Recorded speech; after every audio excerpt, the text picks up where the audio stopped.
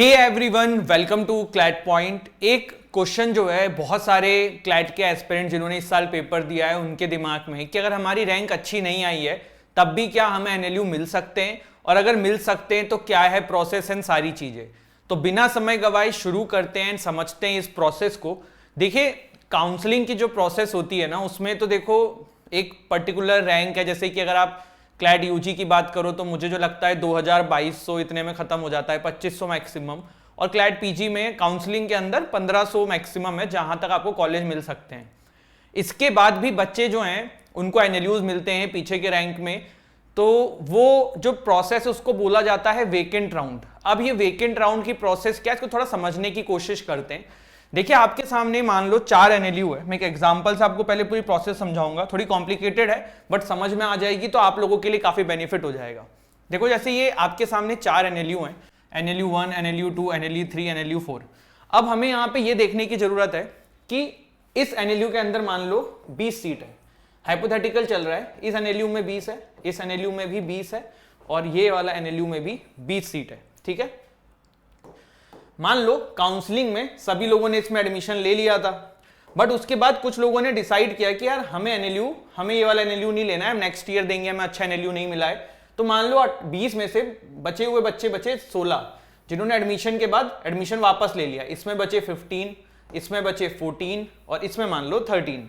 तो मतलब इन कॉलेजेस में इतनी ही सीट फिल हुई। बची कितनी? इसमें 4 बची, इसमें 5 बची, इसमें 6 बची, इसमें 7 बची। तो बेसिक मतलब यहां पे आपका समझाने का मुझे यह है कि देखो, लोग काउंसलिंग कराते हैं बहुत सारे, फिर ये सोचते हैं कि ड्रॉप ले लेते हैं, जो ये प्लान रहता है, या फिर वो कहीं और एडमिशन ले लेते हैं। तो इस वजह से इन एडमिशन्स की जो सीट्स होती हैं वो खाली हो जाती हैं, तो उसी को वेकेंट राउंड के थ्रू फिल किया जाता है। अब आपके दिमाग में क्वेश्चन आएगा कि सर वेकेंट राउंड कैसे फिल करना है, ये क्या होता है?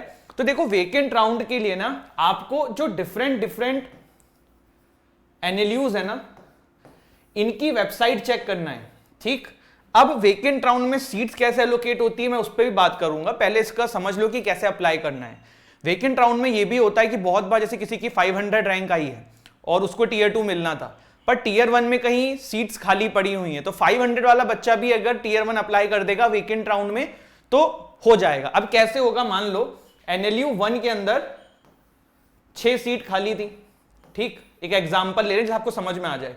एनएलयू 1 ने अपनी वेबसाइट nlu1.com पे निकाला कि भाई वेकेंट राउंड है, इतनी फीस जमा करो और आप लोगों का वेकेंट राउंड में नाम आएगा।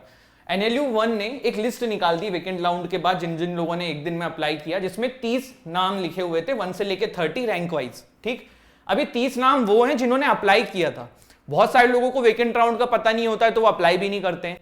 तो इस एनएलयू 1 में वेकेंट राउंड के अंदर जो सीट फिल करी जाएगी ना, वो क्लैट के काउंसलिंग से कोई लेना देना नहीं है, उसका सिर्फ इस नंबर से लेना देना है जिन्होंने इसके अंदर एंट्री फिल करी थी।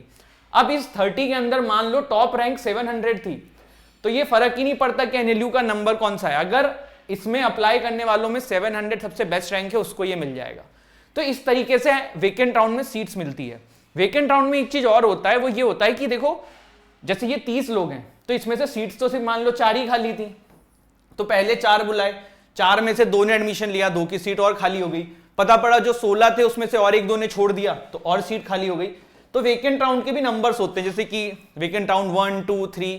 टीयर 3 के जो एनएलयूज होते हैं ना, उसमें वेकेंट राउंड 4-4, 5-5, 6-6 नंबर तक आता है। वहां पे इस लेवल पे एडमिशन की जगह खाली होती जाती है।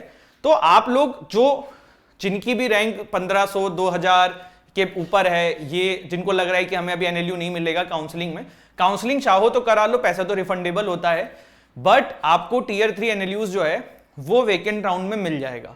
और जो बच्चों का रैंक अच्छा है वो अपग्रेडेशन ढूंढ रहे हैं, टीयर 3 वाले टीयर 2 में, टीयर 2 वाले टीयर 1 में, तो काउंसलिंग में अगर नहीं होता है तो आपको वेकेंट राउंड में थोड़ा वो रहना है सतर्क, और फिर अप्लाई करना है। कुछ स्ट्रैटेजी आप इसमें अपना ये सकते हो कि आपको अपनी रैंक पता है, रैंक के हिसाब से कॉलेजेस ढूंढ लो, और उन कॉलेज की वेबसाइट जब काउंसलिंग की पूरी प्रोसेस खत्म हो जाएगी तब क्लैट की वेबसाइट पे दिखेगा कि वेकेंट राउंड शुरू हो रहा है, तब उसमें फिर क्लैट की वेबसाइट से कोई लेना देना नहीं है। फिर आपको इंडिविजुअल कॉलेजेस की वेबसाइट पे चेक करते हुए रहना है और फिर उस तरीके से अप्लाई करना है जहां पे आपको जिस कॉलेज में भी करना है। तो वो लिस्ट आप बना लेना जिसके थ्रू आपको एनएलयू मिल जाएगा। तो ये था वेकेंट राउंड। अब आप में से बहुत सारे बच्चे देखो क्लैट का इस बार रिजल्ट अच्छा नहीं रहा होगा, तो आप लोग ड्रॉप लेने की सोच रहे होगे, तो ले सकते हो।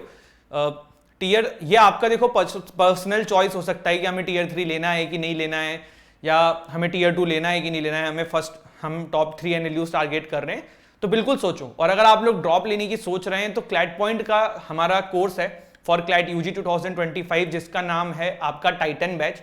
24,999 का ये कोर्स है, जिसमें कि 7 बुक्स आपके घर पे आएंगी, लाइव क्लासेस हैं, पर्सनल मेंटरशिप है, मॉक टेस्ट है, बहुत सारी चीजें हैं, सारी चीजें आपको इसमें मिलेगी। नंबर ऑफ सिलेक्शंस इस बार काफी सारे हैं, आपने हमारे यूट्यूब वीडियोस पे एंड टेलीग्राम पे देखा होगा, हमने पोस्ट किए हुए हैं।